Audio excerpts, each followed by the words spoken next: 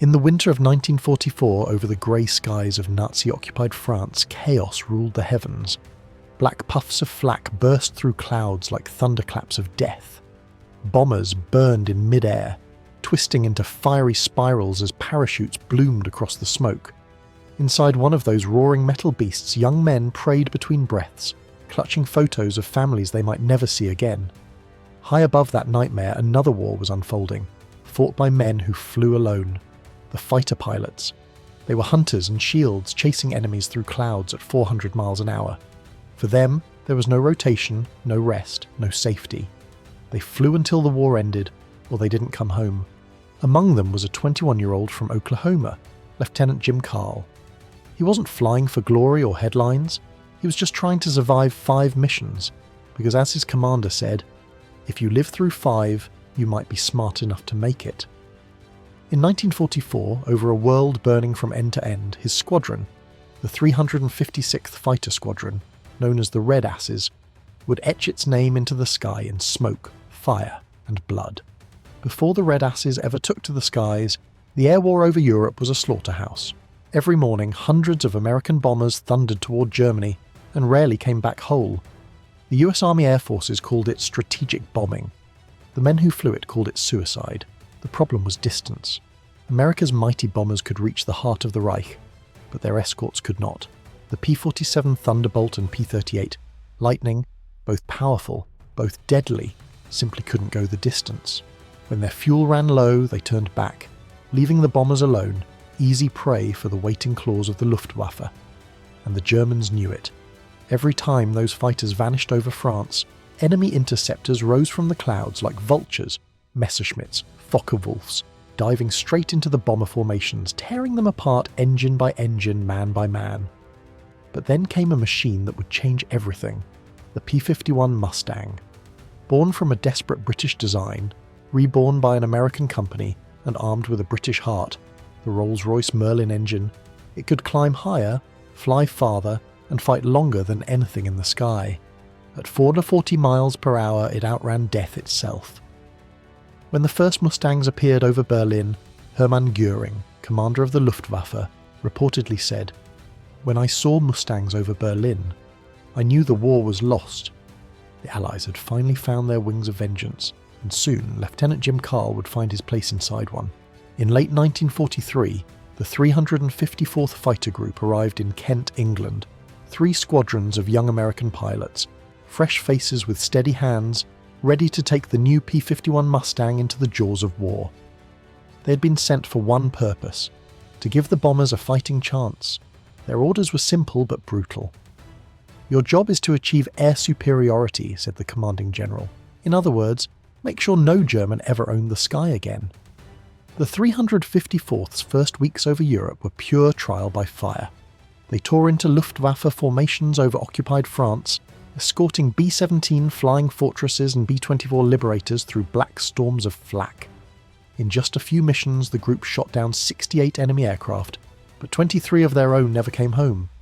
Among the men leading these daring assaults was a tough, sharp-tongued squadron commander named Major Pinky O'Connor, a man whose courage was matched only by his humour. After one long flight, he climbed out of his Mustang, rubbing his sore backside, and shouted, "Aye! Is my ass ever red?" The name stuck, and the 356th Fighter Squadron became the Red Asses. Their emblem was a grinning red donkey, painted proudly on the side of every Mustang. They were loud, reckless, fearless, and soon they would become one of the most feared air units in Europe. But for the replacements arriving from training fields back in America, the sky still held one brutal truth. As Major O'Connor liked to warn them, if you get through 5 missions, you might just get smart enough to survive. And among those replacements was a tall, quiet 21-year-old from Quapaw, Oklahoma, Lieutenant Jim Carl. His war was about to begin. He was just 21. Lieutenant Jim Carl, a farm boy from Quapaw, Oklahoma, whose world had stretched from cornfields to combat zones in a matter of months. Fresh out of P-51 training, he joined the 356th Fighter Squadron, the Red Asses, where boys became veterans, or memories, in a matter of days. His Mustang was named Quapaw Squaw, painted in neat white letters beneath the canopy. a small piece of home in a world gone mad. On his first mission, he flew as wingman to Lieutenant Pop Young, one of the squadron's few seasoned pilots. Their task: escort bombers deep into occupied France and bring them home alive. The air was deceptively calm at first. Blue sky, white clouds, endless horizon. But as they crossed the French countryside, Carl looked down and saw lines of deep scars, the old trenches of World War I still marking the earth. He thought of the men who had died there and how history had found a cruel way to repeat itself. Then, without warning, the sky erupted.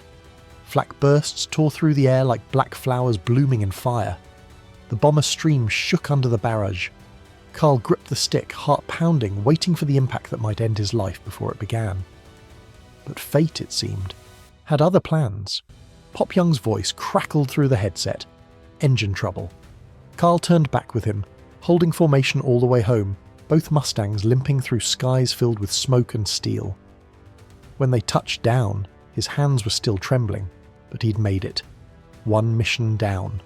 4 to go. Lieutenant Jim Carl's second mission came before he'd even caught his breath from the first. This time there were no bombers to protect, only targets to destroy. A German troop train loaded with soldiers and supplies thundered across the French plains. Flying low at over 400 miles per hour, Carl and the Red Asses dived like hawks. Their P-51s screamed just above the rooftops, unleashing 50 caliber fire into the locomotive. Sparks and smoke erupted as the train shuddered under the assault. Carl's tracers ripped through steel and flesh alike, the air thick with gunpowder and dust. A train wheel spun skyward, missing his canopy by inches. Below, soldiers scattered, firing wildly as the Mustang's roar drowned their screams. When Carl pulled up, the train was nothing but twisted metal and burning wood. 4 missions left. Days later, the Red Asses tangled with the Luftwaffe high above the clouds. 38 American Mustangs against more than 50 German Messerschmitts. The sky turned into chaos, a swirling dogfight of speed, flame, and fear. Tracers crossed like comets, engines screamed, and in seconds, the horizon became a storm of falling metal. Carl flew through the maelstrom, locking onto enemy planes, dodging death at every roll. When the smoke cleared, 20 German fighters were gone. The Americans had lost only a handful. 3 missions left. On his 4th mission, luck nearly ran out. His guns jammed mid-battle, a death sentence for any pilot surrounded by enemies. But Carl flew like a man possessed, weaving through the crossfire, dancing through clouds of fire and debris. He made it back, alive, unarmed, but unbroken. By the 5th mission, he'd stopped counting the seconds. Fear had given way to instinct. He was no longer the rookie from Oklahoma. He was now part of the brotherhood of airmen who lived by one rule: fight hard, fly fast, and pray you see another sunrise. 5 missions complete. The magic number. Lieutenant Jim Carl had survived long enough to become dangerous. By midsummer 1944, the Red Ass Squadron had become more than a unit. It was a family bound by fire. They joked, they fought, they mourned, and every man carried the same silent thought: tomorrow, it could be me. Major Pinky O'Connor led them with fearless swagger, a commander who demanded excellence but never asked his men to do anything he wouldn't. He was the kind of leader who'd dive back into enemy fire just to cover a friend. To his pilots, he was part father, part legend, part lunatic, and the glue that held them together. During one attack on a heavily defended German airfield, Carl spotted a hidden Me-109 tucked beneath a tree at the far end of the runway. "Hallam 2, he radioed. "I'm making another run." Pinky replied, "Roger, squaw man." Carl dove straight down through walls of flak, his guns rattling in a thunderous stutter. The parked fighter exploded in a fireball that swallowed the tree hole. He pulled out, skimming just above the ground as tracers zipped past his canopy. When he landed back at base, he found O'Connor's Mustang full of holes. "What the hell were you thinking?" Carl barked. O'Connor just grinned. "I did it to give you a chance." That was the Red Ass way. Reckless courage wrapped in loyalty. But war takes its toll on the brave. Days later, Major O'Connor was shot down escorting B-17s deep into Germany. He parachuted directly onto an SS gun crew. No one ever saw him again. In the mess hall that night, the jokes stopped. No one spoke. They all just stared at the empty chair where Pinky used to sit, his cup still half full. The next morning, they flew again. Because that's what warriors did. They kept flying. By mid-1944, the tide of war had turned. The beaches of Normandy were behind them, and the Red Squadron now flew from hastily built airstrips carved into French farmland. Their orders were clear. Follow General Patton's Third Army wherever it went, and clear the skies ahead.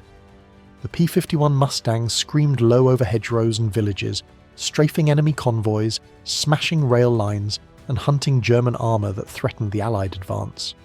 The sky became their battlefield, but the ground was never far away.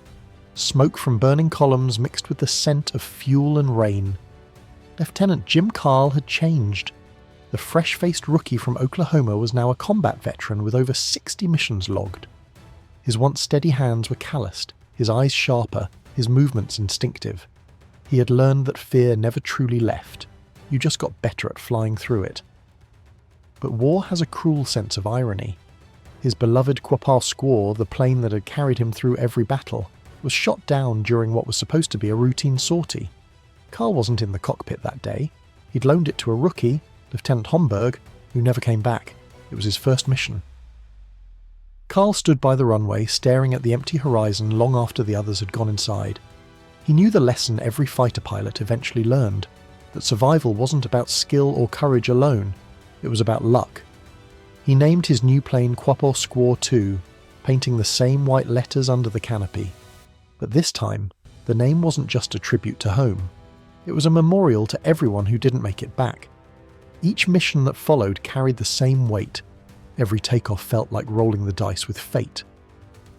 But for Carl and the Red Asses, there was no quitting. The faster they pushed east, the closer they came to the end. Sound fades to a mix of wind, gunfire, and radio chatter.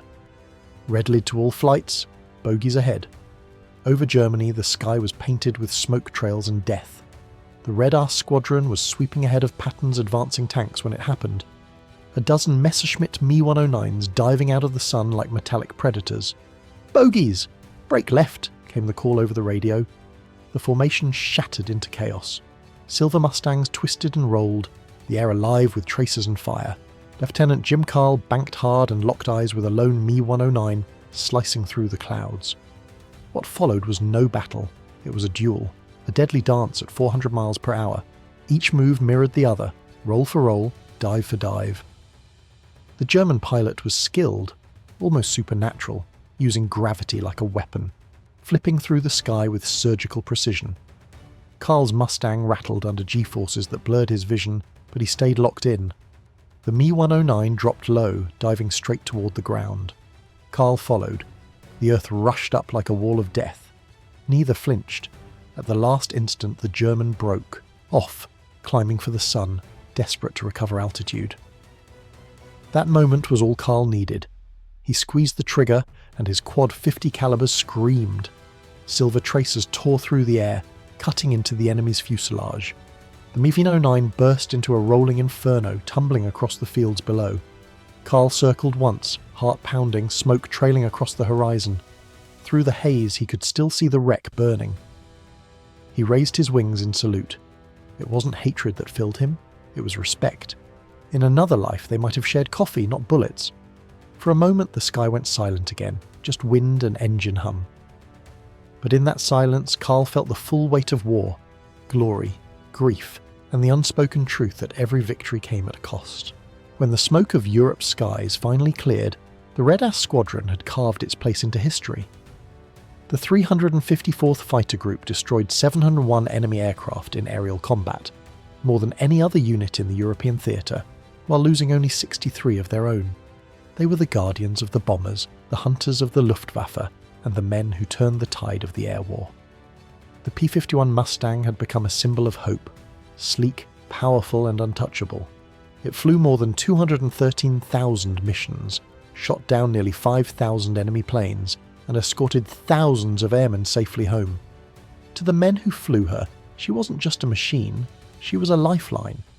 For Lieutenant Jim Carl, the farm boy from Quapaw, Oklahoma, the war ended after 86 combat missions. He returned home with 2 Distinguished Flying Crosses and memories that never faded. Behind every medal was a face he'd never see again, a voice lost in the clouds, a name carved on a white cross somewhere far from home. When asked years later what he remembered most, he didn't speak of glory or victory. He said only this: "Every time I look up at the sky, I still see them, the men who flew beside me, the friends who didn't come back." Soft orchestral music rises, strings and brass, echoing both pride and sorrow. The story of the Red Squadron is not just one of machines and missions. It's the story of courage, loyalty, and youth thrown into the fire of history. They flew until the war ended, or until they didn't come home. Sound fades out with a final echo of a Mustang engine roaring into the distance.